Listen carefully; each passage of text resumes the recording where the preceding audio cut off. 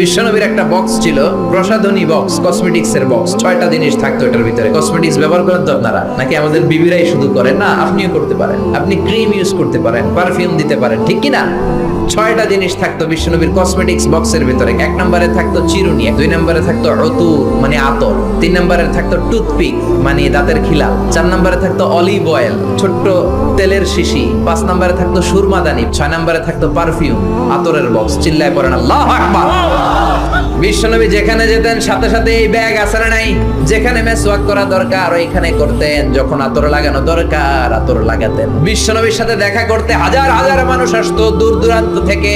বিশ্বনবী কোনোদিন কোনো দলের সাথে দেখা করতেন না যতক্ষণ না বিশ্বনবী ভালো করে মেসওয়াক করতেন। সুবহানাল্লাহ।